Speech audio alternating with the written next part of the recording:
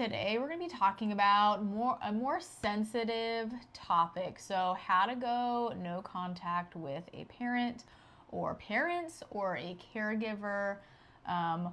B and I have experienced this, and it's something that we feel super passionate about, and maybe you're on the cusp of wanting to go no contact, but you kind of need that little nudge, and that's the intent behind this video, is to help you through going no contact or remaining no contact with your parent. If you're already in no contact with a parent, we know how hard that can be sometimes, and if you need validation to keep that boundary there or to lift it, we hope that our stories and this video gives you some guidance. If you're new here, my name is Jessy. And my name is B, and we help women heal themselves from the inside out using breathwork, energy work, and conscious coaching. So if that sounds interesting to you, stick around, hit that subscribe button below, like this video, and stay tuned for more. I guess I'll start, but I've been no contact with my dad for over a decade. Wow. I have not seen him in the physical form in over a decade, and that is by choice, because I love myself and I choose myself. And long story short, I came out when I was 19, and via social media, I didn't reach out to him and say, hey Dad, I thought it was pretty evident. I don't know. Your mom thought so. My mom knew. I feel like I didn't have to come out. My mom was like, yeah, sweetie, we knew when you were in kindergarten, I was in the cargos and playing with dump trucks. I don't know how much more obvious that could be. But my dad obviously was not supportive of my lifestyle, and he liked to use Christianity as, he liked to weaponize, I should say, religion and Christianity and the Bible against me and who I was. And so, yeah, in order to protect and preserve my mental health, I had to cut contact with him. And I ended up opening back up to him because that was a really difficult relationship for me to let go of. Growing up, I was so close to my dad. I was his shadow. I wanted to be with him 24/7, whatever he was doing. If he was spray painting a car, you best believe I was doing that with him. I was handing him the tools. I was holding the flashlight. I'm riding dirt bikes, four-wheelers, everything with my dad. So it was really hard to let go of that connection. It was wow, I had all of this, it felt like genuine affection and love from him growing up, to then it just being severed. For me, just showing up authentically. And that was really difficult for me to deal with. It was where, whoa, I thought a parent's always supposed to be there for you, be loving and accepting of you no matter how you decide to show up in the world. So that was a really confusing time for me. But now that so much time has passed, it was the best choice that I ever could have made for myself, because the disrespect that I experienced from him, it's something that I have forgiven him for, not for his sake, but for mine. But that's something that I just can't move past. And the only way that I would ever break the no contact with him is change behavior. Right, on his end. On his end, yeah. Correct.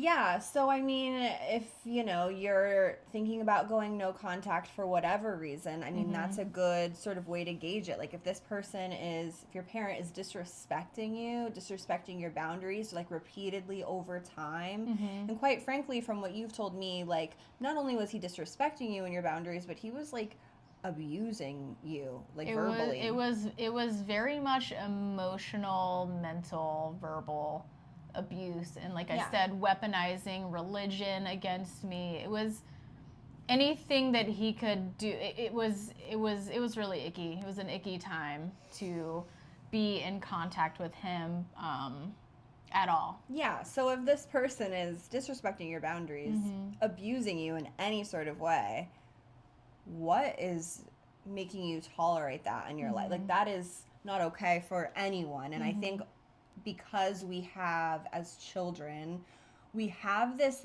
innate loyalty to our parents, and I think that that's very adaptive, obviously for like biological reasons, but like as we get older and we can take care of ourselves and that sort of thing, like we don't necessarily need our parents anymore. So if they are abusing us and disrespecting us repeatedly over time, relentless, that you don't deserve that. No. Like, allow that evidence to just sink in for you. I mean, would you tolerate that in any other area of your life? Maybe. And then that's also something to look at.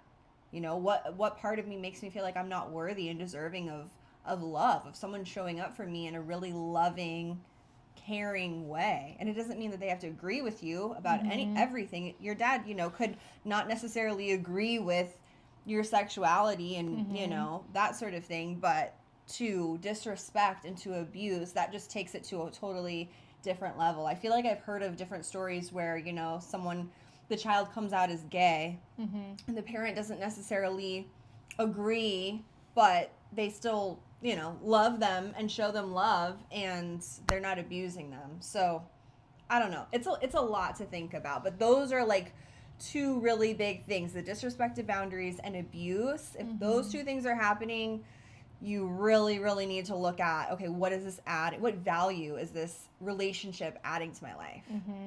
And if you're on the other side of this and your experience is peace, like a wave of peace in their absence, like that's validation that you've made the right decision, because that was exactly my experience. It was like, once I cut off every single type of way for him to be in contact with me, it was, like I said, it was just like a wave of peace and relief. And it was just like, like, I don't have to worry about being verbally abused anymore, you know, or condemned to like hellfire and brimstone. Like, that was the conversation that I was having. It didn't matter how I approached him about it.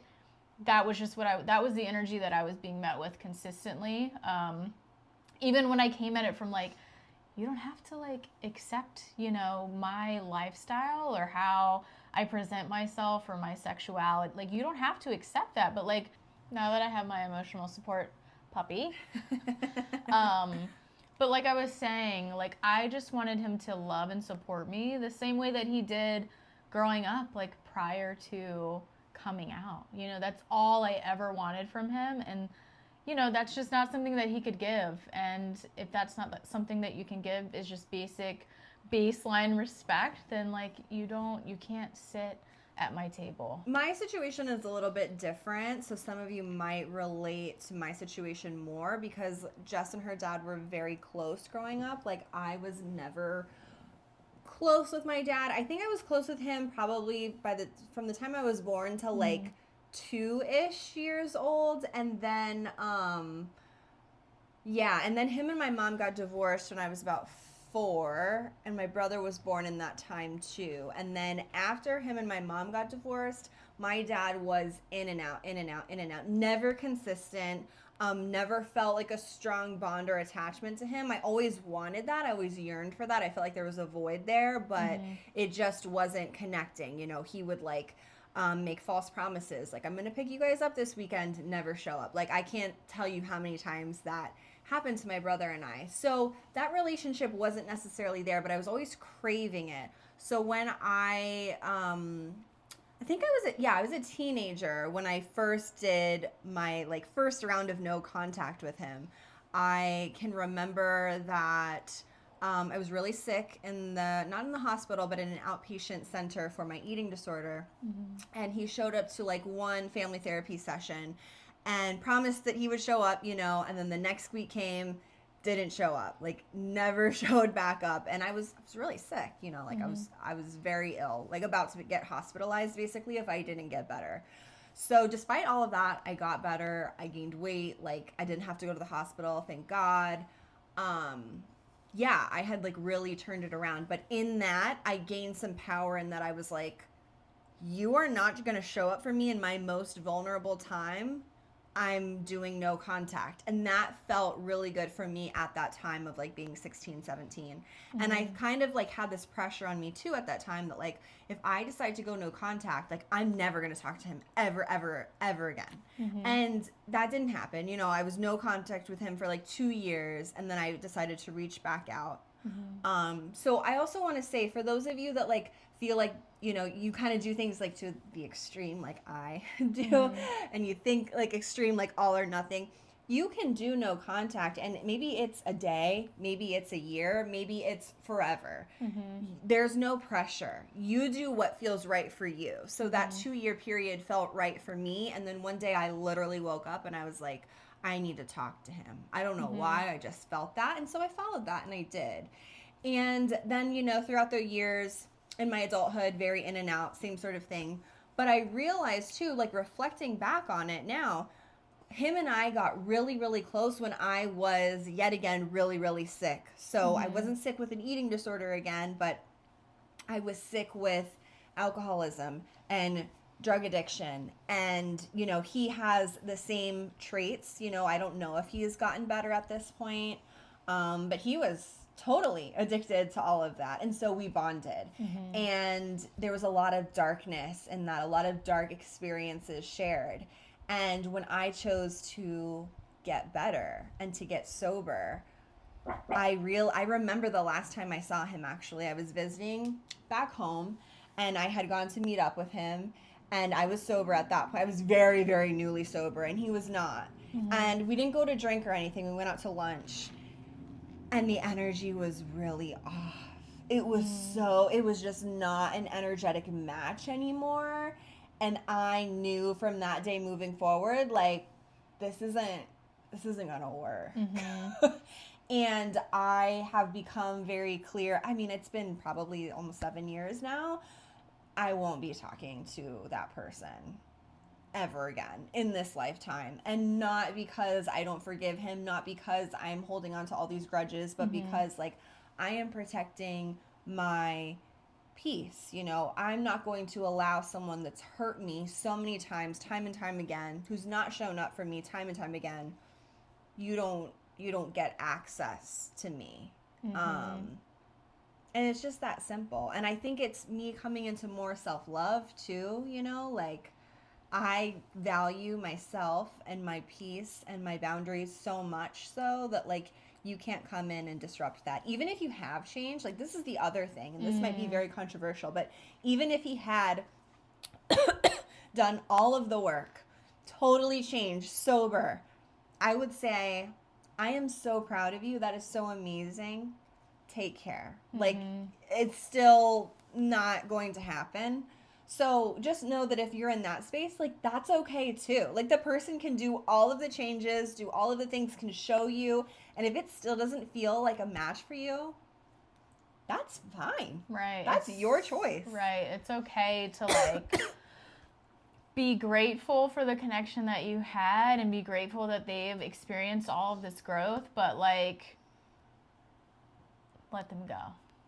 You know, there's no space. And like B was saying, I think that's really important too, is especially when I went no contact, I'm like a very much all or nothing. So I was like, oh my God, this is going to be indefinite. Like I can't ever talk to him again. And of course there have been times where I've tried to reconnect and it goes well for a little while, and then like his true colors come back out again, you know, and I'm getting like preached at, and then it's just like, like I have to cut you off again, you know? So there have been like periods of time where I have felt like the call, like B did, to reach back out, kind of like see where we are. And then, you know, after like a week or two, it's just like, okay, well, you know, I did this to myself. Something else I want to talk about, which is a little more fresh, so I'm not going to go into too much detail, but recently I have gone no contact with my mom.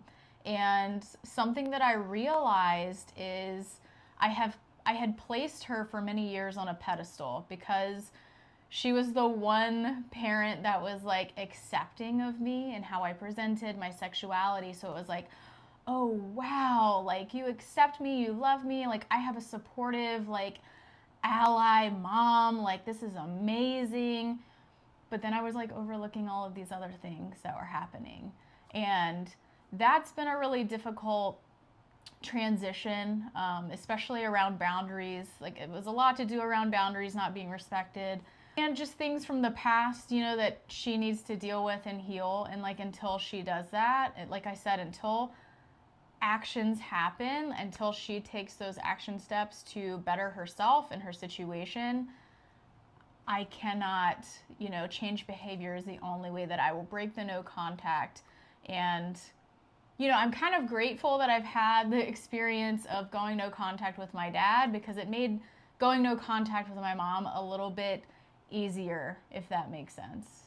Because I was kind of just like, I don't know. I just feel like it's not nothing to cut people off. It's not nothing. Yeah, but it's a like, big deal. but it feels like, I don't know, just kind of like soften the blow. I've done this before. I can do it again. Correct. Like, that's kind of how it feels. It's kind of like, oh, well, like, I've cut my dad off for over a decade, and like, and in a sense, like, I always, I was just very close. Not to say that I wasn't close to my mom, but just a different relationship. I think it's very brave of a child to make a decision like that, because our parents too, like, we're millennials, so our parents are baby boomers, and like, my mom doesn't do this, thankfully, but like, I've had so many friends that are in my age group that like will say that their parents like guilt trip them. Oh my God, yeah. And yeah, like, and preach that like family is everything and like blood is everything, and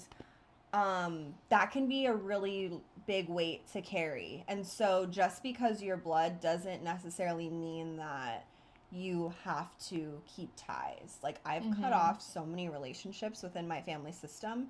It is so freeing. Yeah, it is. It really is, because a lot of us, like, we're the black sheep. If you're watching this, you're probably the black sheep of your family, okay? Like, we are too. Like, we love you. We see you. Like, I don't really fit in with my family. I really love all of my family, even the people that I don't talk to, but I just don't like vibe with a lot of them. And I think that a lot of us that are the black sheep, like, we come into our family systems to shake things up, to be the different one. And it's okay to shake things up from afar and to like love them from a distance and keep your peace, and like choose your own family. Choose, be around people that really get you and love your vibe and your authenticity, and you love theirs. Right. And I also just feel like I'm in just such a place of authenticity that like I can't hold back from telling someone the truth that they don't necessarily want to hear. Yeah. Like, I am going to shine that light on the dark spots that you don't want to be revealed. And that was a huge part of the no contact with my mom. I'm going to shine the light on what you don't want to be seen. I'm going to shake things up for you. And, it's going to work out either way. Yeah, it truly is a blessing. And I believe that our souls know that. Like, I know that I trigger my mom. My mom and I have such a tight relationship. And I trigger my mom quite a bit. And I know that I was meant to do that. And she triggers me too. And, like, I know that that's why we chose each other. So, like, if we can get to that level, that's amazing. But a lot of people, the vast majority of humanity is like not there yet. And that's okay. But it's important for maybe you to be there, even if the other person can't be there. Right. So, we revealed a lot of vulnerable stories about ourselves today and where we're at. And I genuinely hope that this finds the people who need to hear it, and maybe this has been encouraging for you.